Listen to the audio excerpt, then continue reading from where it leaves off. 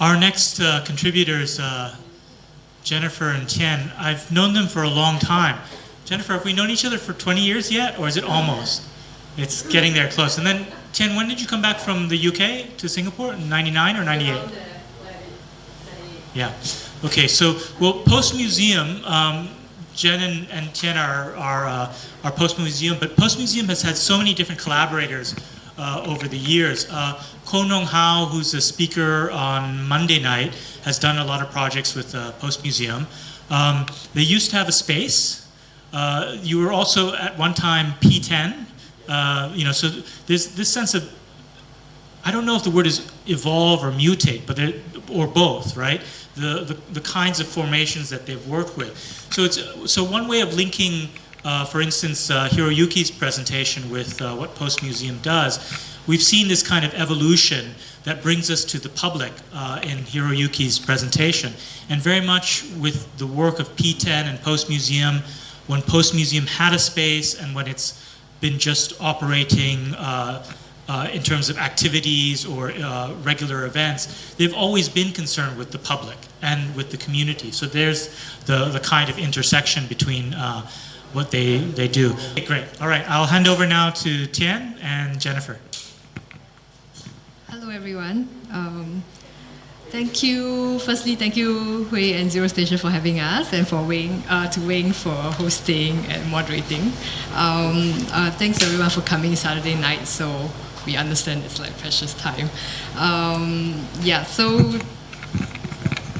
Okay, what we're going to do today is, both of us are just going to touch on some of the points, but I think we will share like one of our recent projects, some of our recent projects and some aspects of that. And I hope that we can sort of draw, in a way, some of what we're doing into the larger questions like what Hiroyuki was talking about, publics, notion of publics, and what we were talking about yesterday, this notion of region and regionalization or the Southeast Asianization of art here. And I certainly would like our discussion later on to have more people here to share also what does it mean to have, to have more people here to share your insights on what does it mean to be here, to be doing what you're doing here, and in relation, how do you situate yourselves within this notion of regional and what's, I think what he was showing us was a lot of this large-scale Biennales projects. So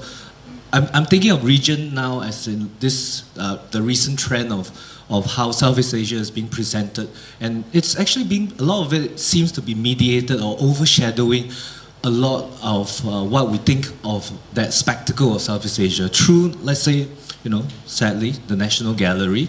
This is something that we're quite concerned about. I thought we could actually touch on that.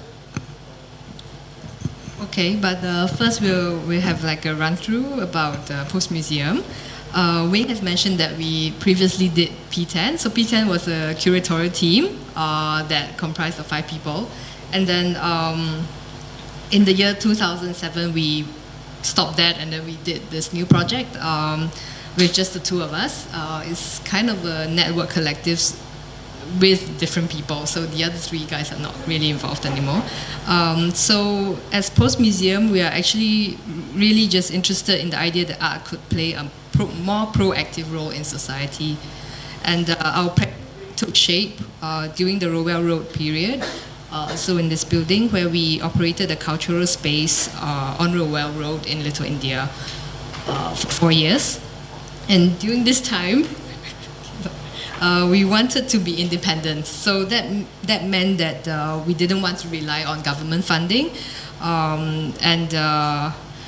Mainly because the government, Singapore government required us to comply with conditions and conditions such as ideological, in terms of ideological as well as operational terms if we took their money. So we wanted to maintain our sense of autonomy in the programs and activities that we did. So through that time, Post-Museum became the haunt of a network of cultural practitioners. So artists, filmmakers, environmentalists, human rights defenders, historians, anthropologists, politicians, students, and actually just kind of everyone who wanted to hang out somewhere that was kind of free. And that confluence of people and their practices in post-museums over that time allowed us to actually see how diverse practices could convene and learn from one another. And it also kind of showed how people could come together to find something in an encounter with the other and then go forth and make something out of it. So a lot of people actually got to know other people who they would not normally meet in other parts of Singapore. And then lots of people also went on to start projects together or just do their own thing. And in 2011, we actually ended the lease because of financial problems. So we hung on for 4 years, but we really couldn't afford it anymore. And since then, we have been operating nomadically, and we continue to organize, curate, research, and collaborate with a network of social actors and cultural workers. And as such, our practice is rather uninstitutional because we do not prioritize our focus on being an art center. So we were actually more interested in establishing a sort of peer-to-peer network. And the network kind of continues living on, through this Facebook group that was started by our fans. It was just basically called Wandering Restless Souls of Post Museum. So it's kind of a way for people to keep in touch when we didn't have the space anymore. Yeah, too soft. Okay. Oh, sorry. I need to look at this because if not, we might end up a bit lost. And actually, so from then that we actually ended, but this is also some of the ideas behind what we were thinking about. So until quite recently, the Singapore government has really been interested in promoting this idea of creative placemaking. So this here you see is a slide from the Singapore Tourism Board. So we start to notice a lot of language that they were using here. And actually what for us was interesting was when we think of creative placemaking, this is not quite unlike what we see in New York or other big cities around the world where governments or urban planning trends sought to focus on people-centered design.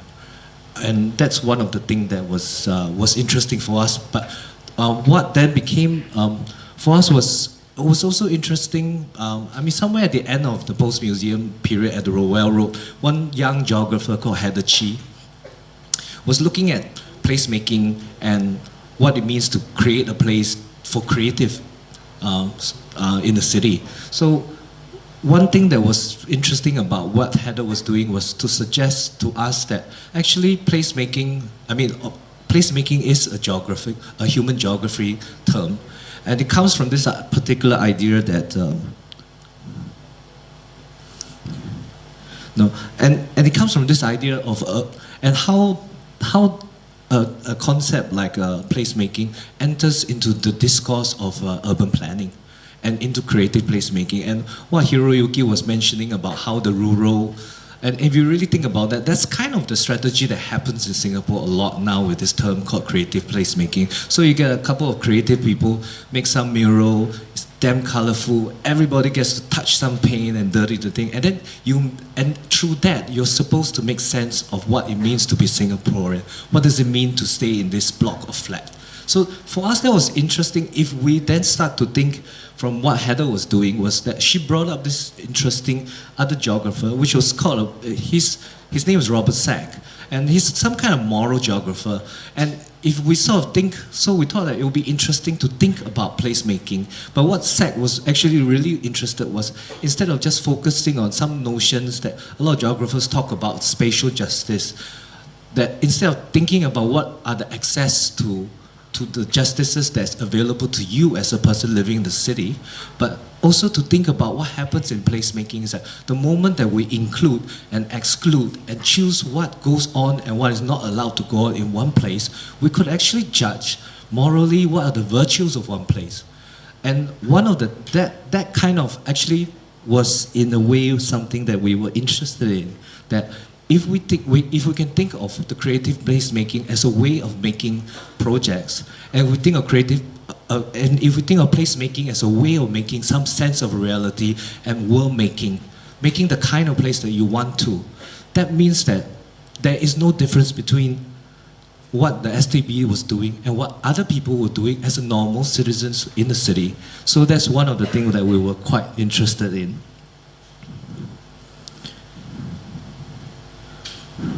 Yeah, and I think that if we tend to think of that leveling of what happens between governments and what happens between people, so if we think that soup kitchens are also placemaking, artist-run space are also placemaking, so is the Singapore Tourism Board, so is the Urban Redevelopment Authority, they are also placemaking.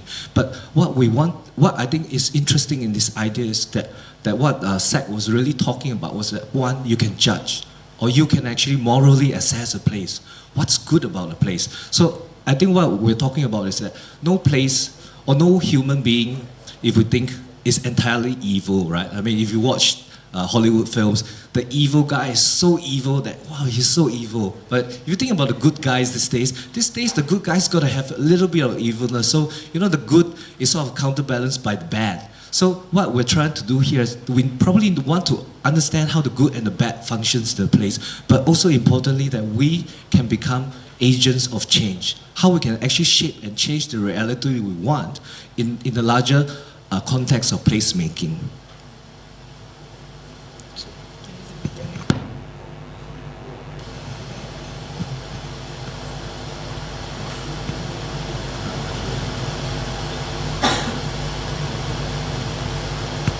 Okay, going back to what we've done.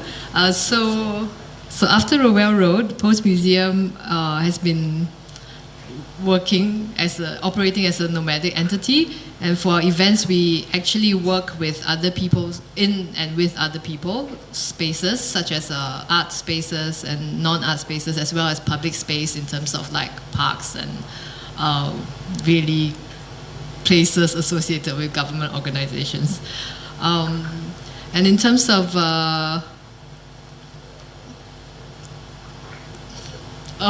just hosting, collaborating, or presenting our events and activities, we had to negotiate to use these spaces, which was something that we didn't do when we had our own space. So this was actually quite interesting for us to kind of find out how things are done. We had actually better ideas of the strategies and things we have to say when we work with different people, and that was something new. And actually in 2013, this new organization called the NTU Contemporary Center of Art, which is NTU CCA, they invited us to do a project in their space, and they gave us a free space actually for 4 months, and that's when we did our first pop-up. So it's called Post Pop-Up, and that was kind of an opportunity for us to gather the people and all the ideas that we've been thinking of for the past few years after we closed, and to kind of run a program again for 4 months. And recently, last year in September, we had another pop-up event, and we called that Survey, Space Sharing Haunting, and that took place in the substation, which is Singapore's first contemporary art space, art center. And we basically took over the substation's programming for an entire month. So this, in a sense, was our second pop-up, and we had a larger space, but for a shorter period of time.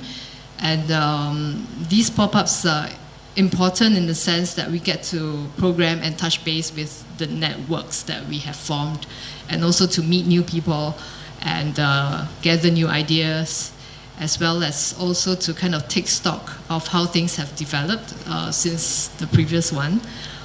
Because ever since we became nomadic, we kind of did more smaller projects and artworks instead of running a space, which is a very, very different thing. Okay, so as Jen was mentioning that, so we were invited to Substation. Wing was actually once the artistic co-director of Substation. So I don't know if you know Substation, but Substation kind of holds I guess, a special place for the people in Singapore who grew up culturally or who wanted to be artists. You had to know Substation, or you had to grow up with Substation.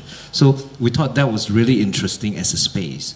And it has some sort of historical significance because it's been around for 25 years. So for this project, we really we're thankful that Alan, the current artistic director, invited us to take over the Substation for 1 month. So we said, okay, we're going to take you on a challenge. And what we wanted to do was to actually think of the building spatially, right, and juxtapose that spatial relationship with the discourse on the state of arts and culture in Singapore. And mainly people have experienced the Substation spatially in the same way for 25 years. So that's a very long time. If you grew up for 25 years, you kind of experienced Substation similarly. So what we wanted to do was change things around spatially. And so what we did was we actually closed the door, because the art center has a door, we closed it for the whole month. And then we wanted to find another door. So so what we did was we told people that, you know, look, when you come for survey, you got to look for the red door. And that's the red door. I'm sorry I don't have the actual picture of the door, but it becomes really confusing because people have to look for the red door. And we told people, I mean, the gallery sitter in the front of the house must close this door. So this door is always closed for 30 days, and you really have to find this door. So what we wanted to do was sort of reconfigure that experience, because we wanted, I mean, this discourse of, I think in Singapore we've always talked about arts and culture in certain ways, and we wanted to sort of rethink that. And because Substation itself is such a historically significant place that had held so much discussions, that we felt that, you know, there was so much anxieties about it and about us that we wanted to readdress by just changing and reconfiguring the way that we enter into the discourse. So from here you can see the red door, I think. And we started converting different spaces in the Substation. So this is a corridor of this. Oh, this is the entrance of the main Substation. So we closed that, and then instead of being a corridor, we turned it into an urban garden, and we invited people to farm.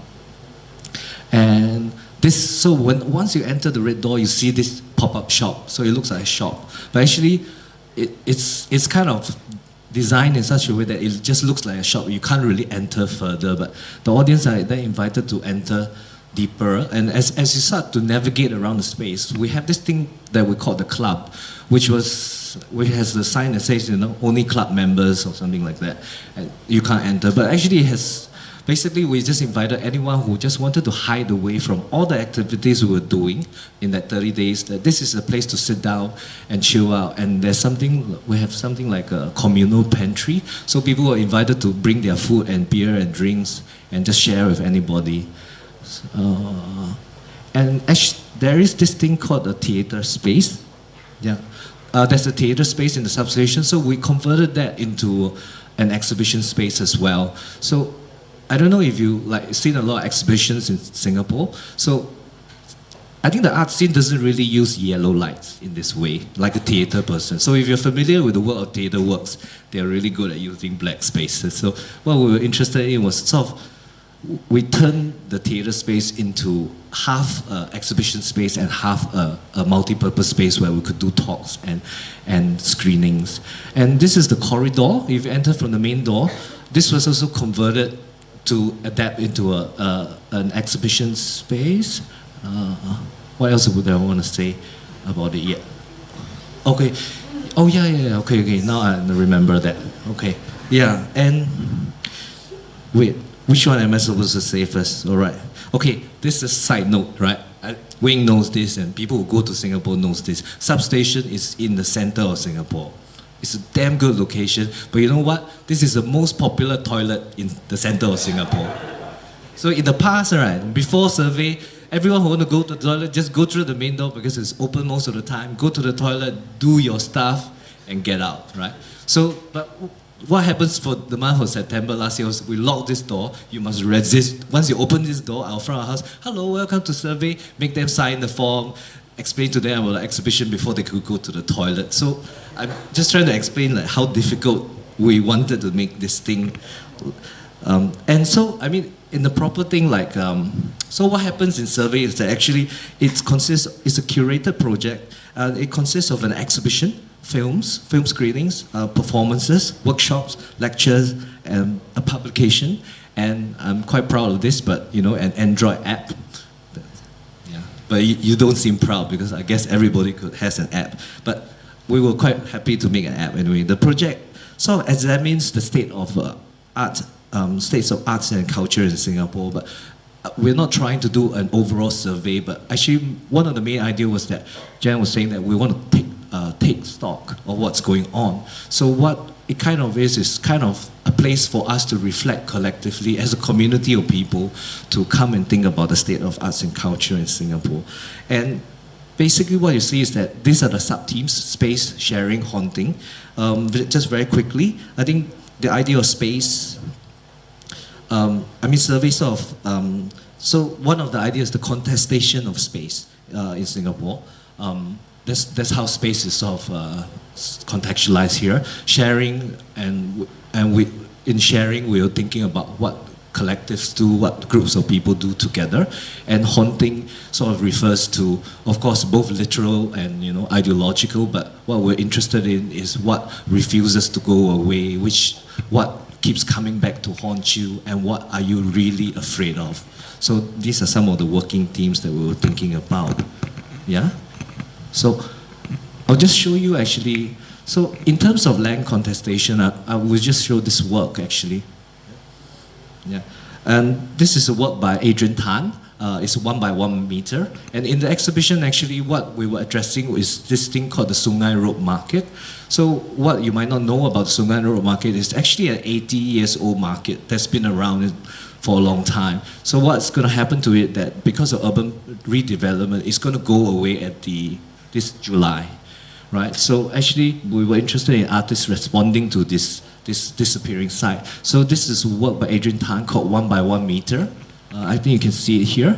Yeah, and it's actually, and 1 by 1 meter actually refers to the regulation that the National Environment Agency has enforced on the vendors in the market. So what they've done is to give people only 1 by 1 meter to set up their store.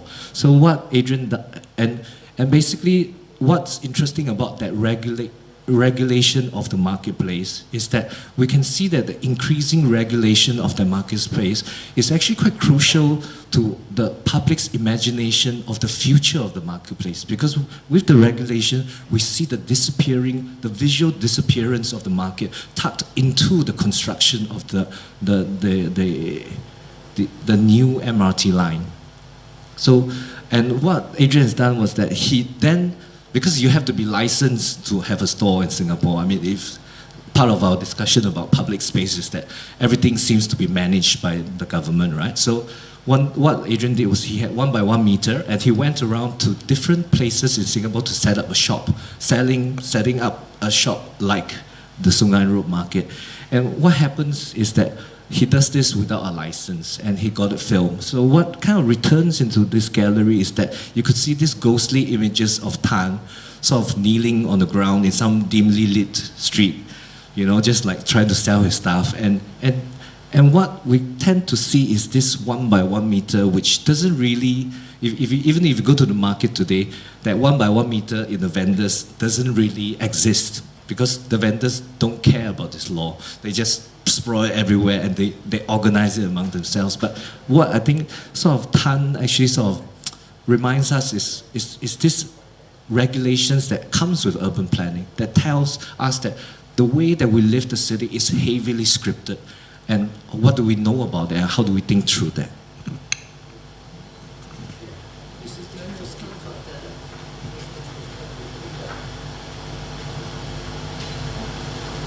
Okay, so here are some more photos of survey.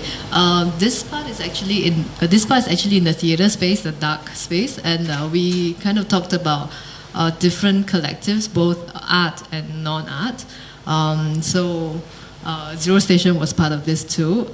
Basically, we just asked them to send us stuff, and then Rang Rupa sent us a video. That's why their part is empty. And then some people send us photos, some people send us essays.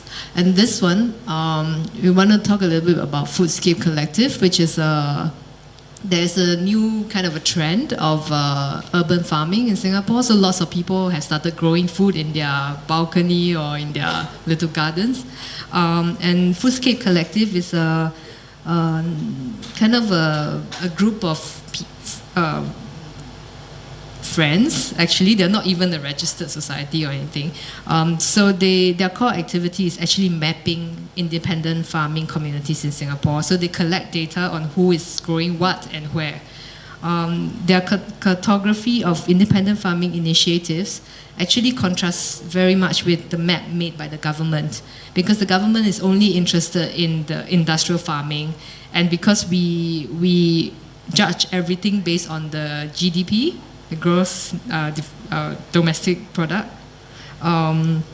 Actually, these little farms and these people growing food, they are not part of it, and actually they are not really important at all to the government. Unlike more advanced countries like Bhutan, who measure the gross happiness index, Singapore really is just interested in money. And so this food that is grown at home don't count as anything that is productive in that sense. So for their exhibit, Foodscape Collective actually kind of put up the map of where things are, and they also have these little containers where people could actually put soil and then plant seeds, and you could also take the seeds and this soil home to do your own farming. So, yeah. So, and actually, just as I was mentioned, so one of the sub-themes is actually this idea of haunting. And so what we did for survey was we actually established a paranormal working group. So, yeah, basically, I don't know, Wayne knows, but the substation is haunted. Like every big building, every school, every university, every old place, every museum in Singapore is almost haunted. You just need one person to say, yeah, maybe. But anyway, what's interesting about it is that I think that what hauntings actually do for us, I think we're quite interested in, is that how do stories of these paranormal activities, of gods, of deities, of monsters in our urban landscape, right, tell us about ourselves? And that's actually, obviously, now you have a lot of spectral geographers, anthropologists who study like rituals of ghosts and spiritual worship. And actually what we started doing with the paranormal groups was invite some of these academic researchers to sort of talk about ghost stories and what they were thinking about. And then we also had sessions where we actually just invited the general public. Okay, this is an open mic session and everybody tell ghost stories. So, like it or not, actually this was the most packed program in the whole 30 days. Every time there's a haunting thing, every time it's overbooked and people are like lining up to get in, right? So it's quite interesting that there is a fascination, a fixation with this. And so that's what happened. And this is work by Atelier Rakya. Oh, yeah. I don't know if you can see very faintly this tallish figure here, right? Yeah. Can you? I don't know. Could you see? Yeah. Do we have a better picture of this? No, probably not. Yeah. Okay. So this is, so they did a sculpture of Hantu Gala. So in the Malay, this means a pole ghost. Yeah. And and what happens? What we're really fascinated with the pole ghost is that most of the records of the pole ghosts were people were afraid of their sheer height. Right. They're so tall they become afraid. And we're gonna think about like. That vernacular in Singapore in those days. When do you become afraid of something so tall? Which is actually, this is roughly the height of, because we go through the stories and we collect, because Hantu Galas still exists in some parts of Singapore. And what becomes really interesting about Hantu Galas is that we found that Hantu Galas sort of exist near forests and nature areas. And because we do so much land contestation, and a lot of our land contestation cases are really about nature. And one thing about nature is that, as much as we would imagine the poor Sunda pangolins who are nationally endangered, or maybe regionally endangered, right, because of deforestation in the region, the Hantu Gala in Singapore is actually equally endangered because forests are gone, it's harder for them to hide, you know. And what's become interesting is that what happens when you have nothing else to be afraid of. So I think that's some of the things that we were really interested in about that. Oh, what is it? Oh, okay, oh yeah. Rehearsal. Oh, okay. One of the things that came out from survey was also that the people who went to survey actually kind of complained that there wasn't enough time, and every time we have to like shorten discussions, we have to end within 2 hours, and especially since now substation has to close by a certain time because everyone has to go home, so we are not allowed to stay and lock up. Yeah, so one of the things that came up was this thing called rehearsal, and the idea was basically that we could just hang around and talk like for a long time. So we did this project this year in NTU CCA as part of Ideas Fest, where we actually built a campsite over a really rainy weekend, so it was very bad. And then we all stayed there for like 48 hours. And the idea was that people could talk and get together and thrash out and anything that you need to, because there is this space that we could really occupy for a long time. Yeah. In a way, then this was kind of a way for people to really learn how to think and be together, and maybe talk through problems or conflicts because we had the space to. Otherwise, things happen so quickly, then we just kind of move on and move on and move on. Yeah. Yeah.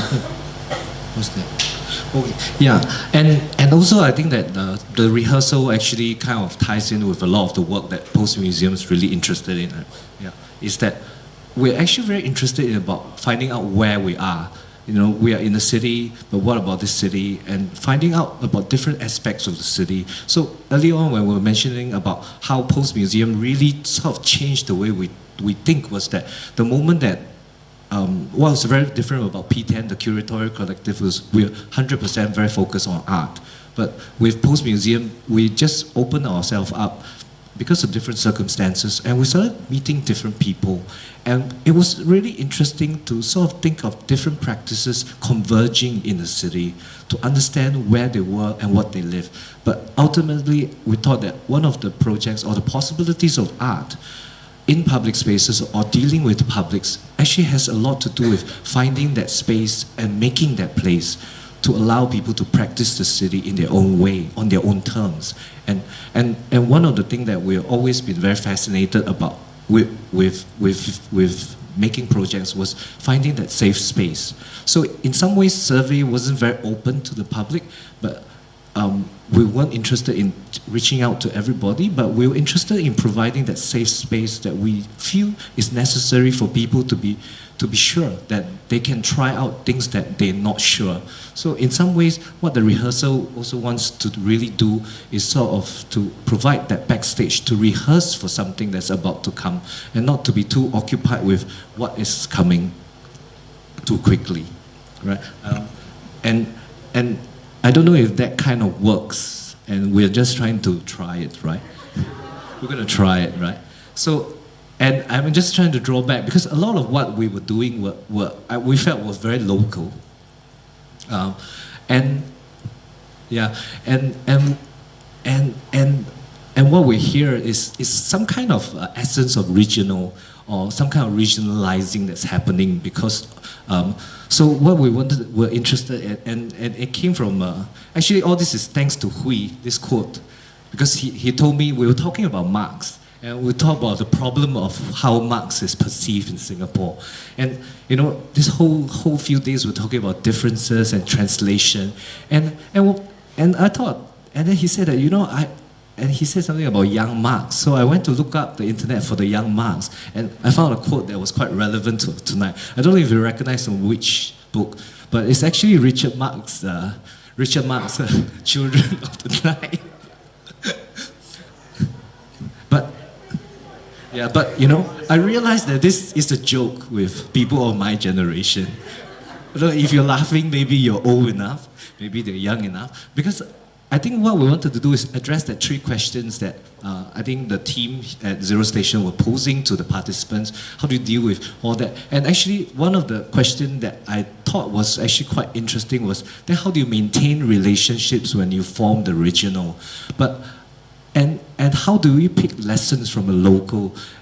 Do those actually enter the regional and the international? And I thought we wanted to end with this concept of another geographical term, which is the idea of scales. So if we think of scales in cartography, scales could be 1 cm to 10 meters or something like that. But in human geography, the term actually also refers to the hierarchy of places. So if we think of local, regional, and also to think that those possible, and actually they are not so different as in specific boundaries that are difficult to cross because people cross them all the time.